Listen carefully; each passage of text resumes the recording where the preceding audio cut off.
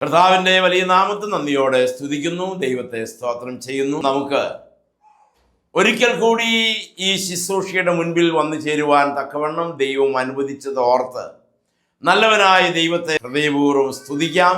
നമുക്ക് അവനെ വാഴ്ത്താം. ദൈവമക്കളെ, ഇന്ന് നിങ്ങളുടെ മുൻപാകെ നിൽക്കുമ്പോൾ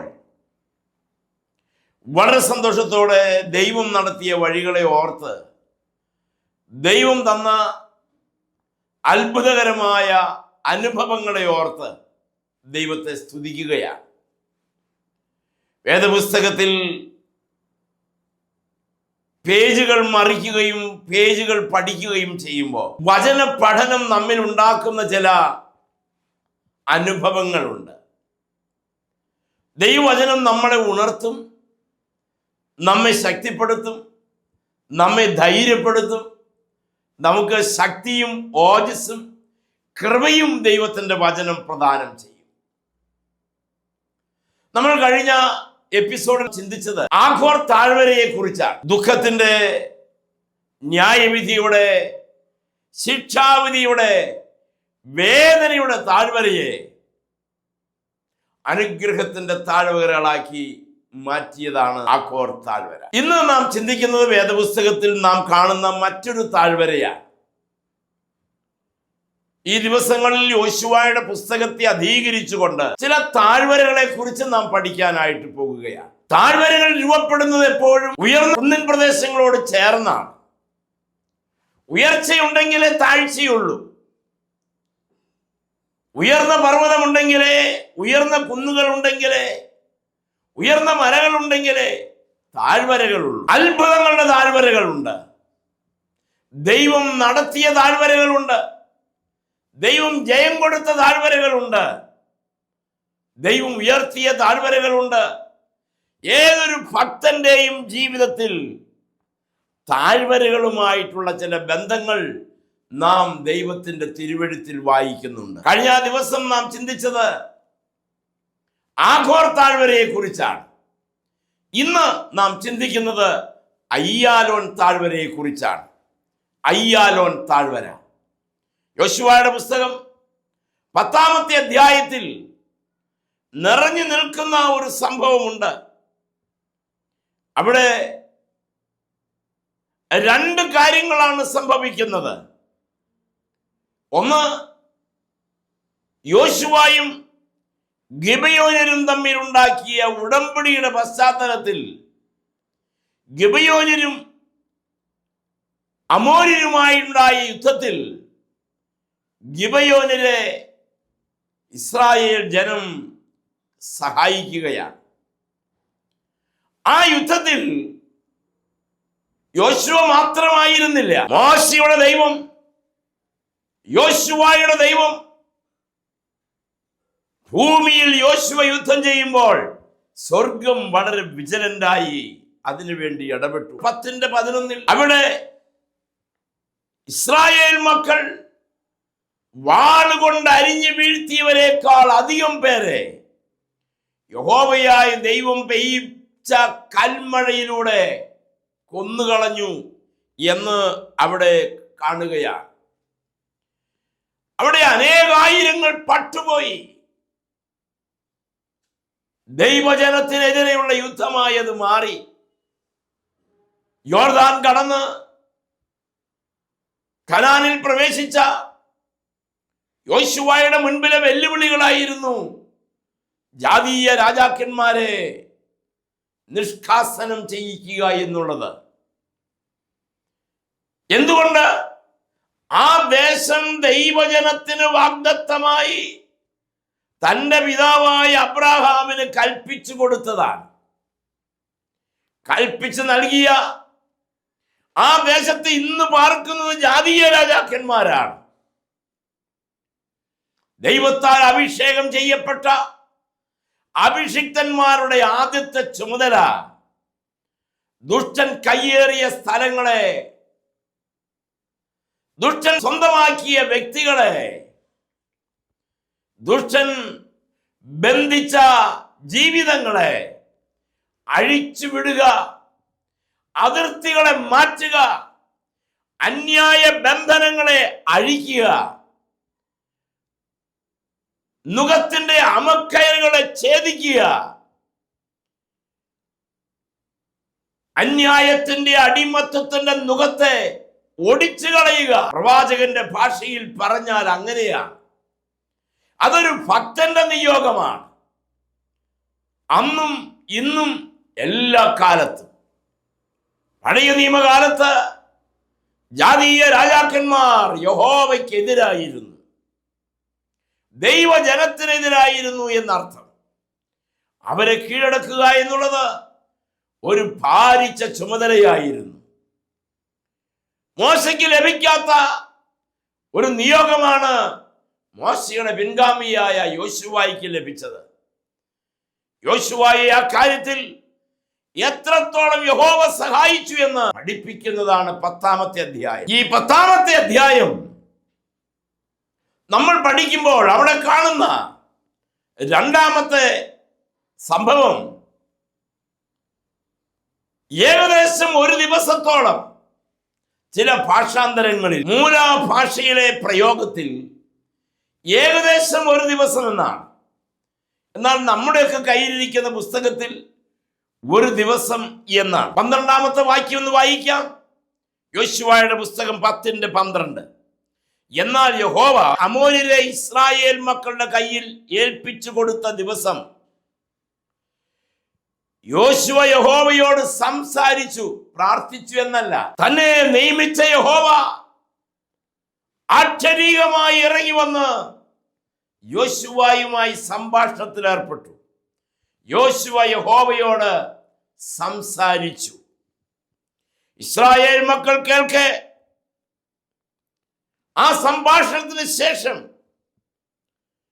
അവൻ ഇങ്ങനെ വിളിച്ചു പറഞ്ഞു, ആകാശത്തിലേക്ക് നോക്കി, സൂര്യ നീ ഗിബയോനിലും ചന്ദ്ര നീ അയ്യാലോൻ താഴ്വരയിലും നിൽക്കുക. എന്തൊരു കൽപ്പന! പ്രപഞ്ച ശക്തികളുടെ മേൽ, നക്ഷത്രങ്ങളുടെ മേൽ, സൗരയൂഥത്തിന്റെ മേൽ, ദൈവത്തിന്റെ സൃഷ്ടികളുടെ മേൽ, സർവചരാചരങ്ങളുടെയും മേൽ ദൈവത്തിന്റെ ഭക്തന്റെ അധികാരം നിസ്സീമമാണ്. നമ്മൾ ഇനിയും അത് കാണാനിരിക്കുന്നതേ ഉള്ളൂ. നമ്മൾക്കിപ്പോഴും മനസ്സിലായിട്ടില്ല. നമ്മുടെ മേൽ പകരപ്പെട്ട ആത്മാവിന്റെ അത്യന്ത ശക്തി വിശ്വാസത്താൽ നമുക്ക് ഉപയോഗിക്കാൻ കഴിഞ്ഞിട്ടില്ല എന്നതാണ് സത്യം, എന്നതാണ് യാഥാർത്ഥ്യം. പ്രിയ ദൈവമക്കളെ, യോശുവ കൽപ്പിച്ചു, സൂര്യൻ ഗിബയോനിലും ചന്ദ്രൻ അയ്യാലോൻ താഴ്വരയിലും നിന്നു. എന്തുകൊണ്ട്? യുദ്ധം ജയിക്കുന്നതിന് മുൻപ് സൂര്യാസ്തമനം സംഭവിക്കരുത്, ചന്ദ്രോദയം ഉണ്ടാകരുത്. അവൻ കൽപ്പിച്ചു. യുദ്ധം അതിന്റെ പീക്ക് ടൈമിലാണ്. യോശുവ അത് കൽപ്പിച്ചതിന് ശേഷം ജനം തങ്ങളുടെ ശത്രുക്കളോട് പ്രതികാരം ചെയ്തു തീരുവോളം സൂര്യൻ നിന്നു. Praise the Lord. ചന്ദ്രനും നിശ്ചലമായി. ശൂരന്മാരുടെ പുസ്തകത്തിൽ അങ്ങനെ എഴുതി വച്ചിട്ടുണ്ട്. ഇങ്ങനെ സൂര്യൻ ആകാശമധ്യേ, ശ്രദ്ധിച്ചോളൂ, ഒരു ദിവസം മുഴുവൻ അസ്തമിക്കാതെ നിന്നു. 24 മണിക്കൂർ സൂര്യൻ അസ്തമിക്കാതെ നിന്നു. യോശുവയുടെ അഭ്യർത്ഥന പ്രകാരം സൂര്യൻ ആകാശത്തിൽ ഏകദേശം ഒരു ദിവസം മുഴുവൻ അസ്തമിക്കാതെ നിന്നു എന്നാണ് മൂലഭാഷയിൽ കാണുന്നത് എന്ന് ഞാൻ നിങ്ങളോട് മുന്നമേ പറഞ്ഞല്ലോ. അതിന് ശരിയായ ഒരു വിശദീകരണം നൽകാൻ ശാസ്ത്രലോകം നന്നേ കഷ്ടപ്പെട്ടു. സദാ നേരവും കറങ്ങിക്കൊണ്ടിരിക്കുന്ന സൗരയൂഥം ഏതാനും മണിക്കൂറുകൾ നിശ്ചലമായി നിന്നു എന്ന് പറഞ്ഞാൽ വിശ്വസിക്കുവാൻ വളരെ പ്രയാസമായ വസ്തുതയാണ്. ഏതായാലും ഈ അടുത്ത കാലങ്ങളിൽ അമേരിക്കയിലെ സൂപ്പർ കമ്പ്യൂട്ടർ വഴി അത് പ്രവർത്തിപ്പിച്ച് ലോക ചരിത്രത്തെ പരിശോധിച്ചു കൊണ്ടിരിക്കുമ്പോൾ അവർക്കൊരു കാര്യം മനസ്സിലായി. ലോകത്തിന്റെ ചരിത്രത്തിൽ നിന്നും ഒരു ദിവസം നഷ്ടപ്പെട്ടതായി അവർ കണ്ടുപിടിച്ചു. ഈ വാർത്ത ആ കാലയളവിൽ വാർത്താ മാധ്യമങ്ങൾ വഴി ലോകത്തെ ശാസ്ത്രലോകം അറിയിച്ചു. ഈ കാര്യം ശരിയാണെങ്കിൽ യോശുവയുടെ പുസ്തകത്തിൽ വിവരിക്കുന്ന ഈ അപൂർവ പ്രതിഭാസമാണ് എന്ന് ശാസ്ത്രജ്ഞന്മാർ സമ്മതിക്കുകയായിരുന്നു. യോശുവ 10:13 ഒരു ദിവസം മുഴുവനും എന്നുള്ളത് മൂലഭാഷയിൽ ഏകദേശം ഒരു ദിവസം മുഴുവൻ എന്നാണ്. ചില പരിഭാഷകളിൽ നാം കാണുന്നു അങ്ങനെ. അപ്പോൾ ഒരു കാര്യം മനസ്സിലാക്കാം, ഒരു ദിവസം മുഴുവനും ഇല്ല എന്നാണല്ലോ അതിൻ്റെ അർത്ഥം. അതിനും വേദപുസ്തകം പരിഹാരമുണ്ടാക്കുന്നു. 2 രാജാക്കന്മാരുടെ പുസ്തകം 20-ാമത്തെ അധ്യായം 9 മുതൽ 11 വരെയുള്ള വാക്യങ്ങൾ നാം പഠിക്കുമ്പോൾ ഹിസ്കിയാവിന്റെ ആഗ്രഹപ്രകാരം അവൻ ചോദിച്ച ഒരടയാളം യഹോവയായ ദൈവം അവന് നൽകി. ആഹാസിന്റെ സൂര്യഘടികാരത്തിൽ ഇറങ്ങിപ്പോയ നിഴലിനെ 10 പടി 10 ഡിഗ്രി പിന്നോക്കം തിരിയുമാറാക്കി. ഇത് രേഖപ്പെടുത്തിയിരിക്കുന്നു, ഇങ്ങനെ വെളിപ്പെടുത്തിയിരിക്കുന്നു ദൈവത്തിന്റെ തിരുവെഴുത്തിൽ. സൂര്യഘടികാരത്തിലെ 10 ഡിഗ്രി എന്ന് പറഞ്ഞാൽ ഏകദേശം 40 മിനിറ്റാണ്. അതിന് തുല്യമാണ്. ഈ സമയം കൂടി ചേരുമ്പോൾ ഒരു ദിവസം മുഴുവനായി തികയുമെന്ന് ശാസ്ത്രലോകം കണ്ടെത്തി. അങ്ങനെയാണ് ലോക ചരിത്രത്തിൽ നിന്നും ഒരു ദിവസം കാണാനില്ല എന്നുള്ള അമേരിക്കയിലെ സൂപ്പർ കമ്പ്യൂട്ടർ കണ്ടെത്തൽ വേദപുസ്തകത്തിന്റെ വസ്തുതാ നിർണയത്തിന് കാരണമായി തീർന്നത്. സൗരയൂഥം ചില മണിക്കൂറുകൾ ചലിക്കാതെ നിന്നു എന്നുള്ളത് കൊണ്ട് പ്രത്യേകിച്ചൊന്നും സംഭവിക്കാനില്ല എന്ന് ശാസ്ത്രലോകം വിലയിരുത്തുകയും ചെയ്തു. പ്രിയ ദൈവമക്കളെ, ഇതെന്തൊരു സംഭവം! ഒരു ഭക്തൻ കൽപ്പിച്ചപ്പോൾ സൗരയൂഥം നിന്നു. ആകാശത്ത് മറഞ്ഞിരിക്കുന്ന യഹോവയുടെ കൈവിരുത് വളരെ വലുതാണ്. ആകാശം അവന്റെ കൈവേലയെ പ്രസിദ്ധമാക്കുന്നു എന്നാണ് സങ്കീർത്തനക്കാരൻ പറഞ്ഞത്. 1000 കോടിയിലധികം ഗാലക്സികൾ ആകാശത്തുണ്ട്. 1000 കോടി ഗാലക്സികൾ എന്ന് പറയുമ്പോൾ ഒരു ഗാലക്സി എന്ന് പറയുന്നത് കോടാനുകോടി നക്ഷത്ര കൂട്ടങ്ങൾ ചേരുന്നതാണ്. ഒരു നക്ഷത്രമല്ല, അസംഖ്യം നക്ഷത്ര വ്യൂഹങ്ങളുണ്ട്. അസംഖ്യം നക്ഷത്ര വ്യൂഹങ്ങൾ ചേരുന്ന ഒന്നാണ് ഒരു ഗാലക്സി. അങ്ങനെ 1000 കോടിയിലധികം ഗാലക്സികളുണ്ട്. അതില് ഏറ്റവും ചെറിയ ഗാലക്സിയാണ് നമ്മൾ ഉൾപ്പെടുന്ന ഗാലക്സി. ആകാശഗംഗ അല്ലെങ്കിൽ മിൽക്കി വേ എന്നറിയപ്പെടുന്ന നമ്മൾ ഉൾപ്പെടുന്ന ഗാലക്സി. ഈ ഗാലക്സിയിലെ കോടാനുകോടി നക്ഷത്ര കൂട്ടങ്ങളിൽ ഏറ്റവും ചെറിയ നക്ഷത്ര വ്യൂഹമാണ് നമ്മൾ ഉൾപ്പെടുന്ന സൗരയൂഥം. എന്താണ് സൗരയൂഥം? സൂര്യനും സൂര്യനെ ചുറ്റുന്ന ഗ്രഹങ്ങളും ഉപഗ്രഹങ്ങളും ചിഹ്നഗ്രഹങ്ങളും ചേരുന്നതാണ് സൗരയൂഥം.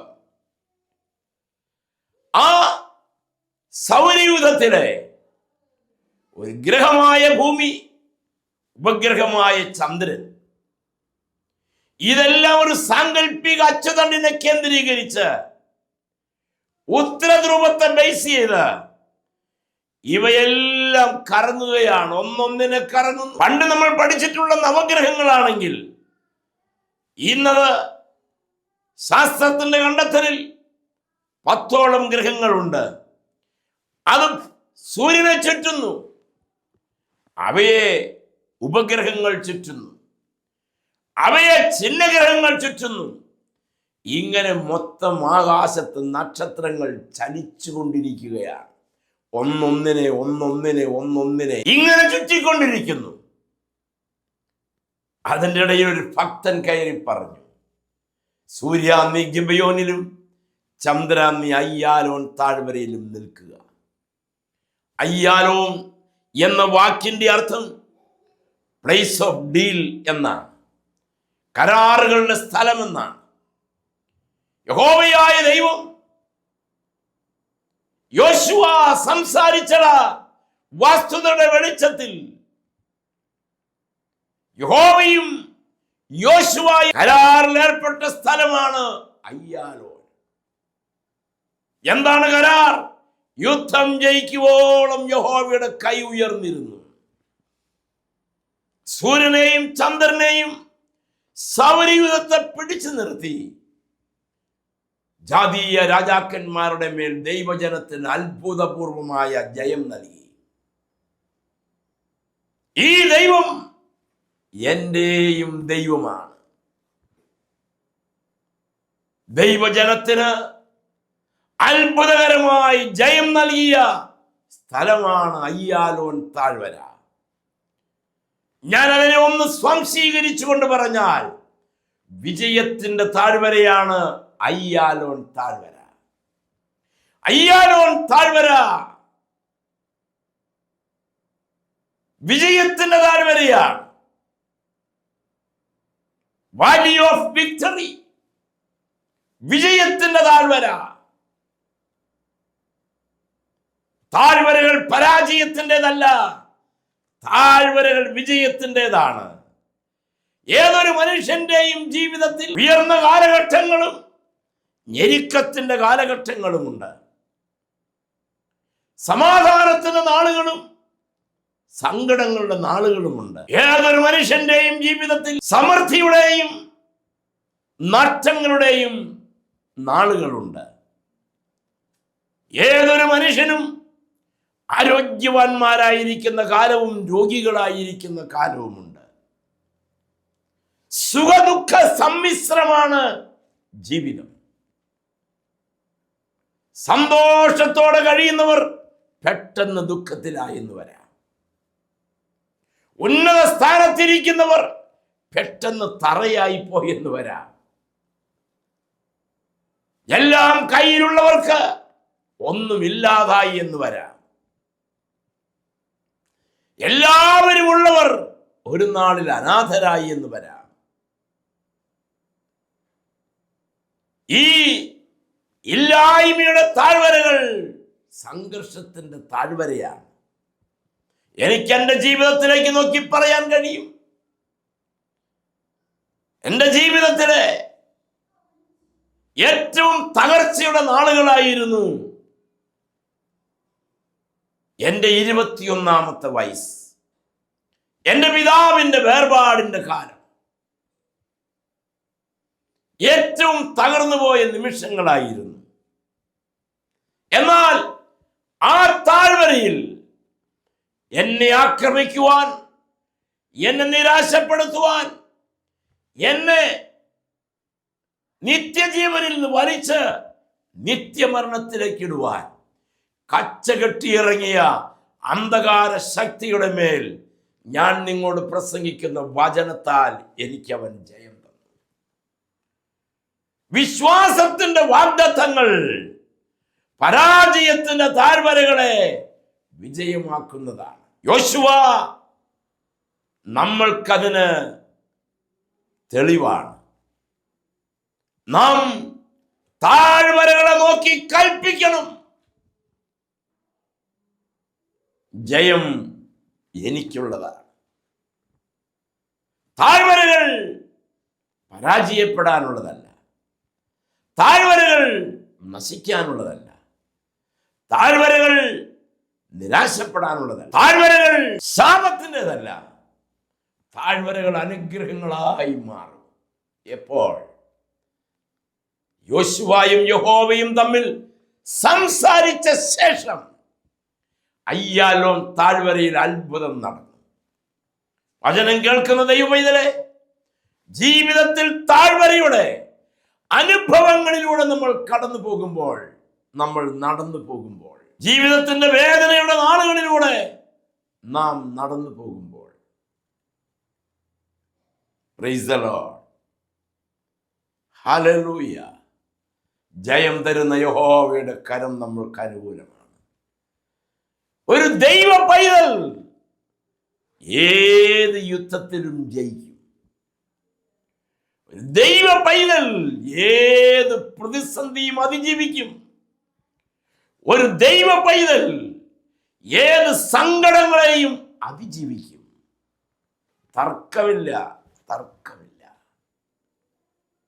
ഇപ്പോൾ ഈ വചനം കേൾക്കുമ്പോൾ താങ്കളുടെ മുമ്പിൽ ബാലികേറ മല പോലെ ഉയർന്നു നിൽക്കുന്ന ചില കുന്നിൻ പ്രദേശങ്ങളും താഴ്വരകളും കണ്ടേക്കാം. പാറക്കെട്ടുകൾ കണ്ടേക്കാം. കൊടുങ്കാറ്റുകൾ കണ്ടേക്കാം. ഇളകി മറിയുന്ന തിരമാലകൾ കണ്ടേക്കാം. എന്നാൽ അതൊക്കെ മീതെ എനിക്ക് ജയം തരുന്ന ഒരു കർത്താവുണ്ട്. വിശ്വസിക്കുന്നെങ്കിൽ അവന്റെ മഹത്വം കാണാം. പ്രിയ ദൈവമക്കളെ, പ്രാർത്ഥനയ്ക്കായി ഒരുങ്ങുമ്പോൾ നിങ്ങൾ പറയണം കർത്താവിനോട്, സങ്കടങ്ങൾ പറയണം. അവിടെ ജയം തരുന്ന ഒരു ദൈവമുണ്ട്. എൻ്റെ ജീവിതത്തിൽ എനിക്കൊരു അയ്യാലോൻ താഴ്വര. ഏത് ഭക്തന്റെയും ജീവിതത്തിൽ ഒരു അയ്യാലോൻ താഴ്വരയുണ്ടാകട്ടെ, ജയത്തിൻ്റെ താഴ്വര. പ്രാർത്ഥിക്കാം, കണ്ണുകളടയ്ക്കാം. സർവശക്തനായ ദൈവമേ, കരുണയുള്ള കർത്താവേ, കേൾപ്പിച്ച വചനത്തിനായി സ്തോത്രം. ഞങ്ങൾക്ക് നൽകി തന്ന ചിന്തകൾക്കായി സ്തോത്രം.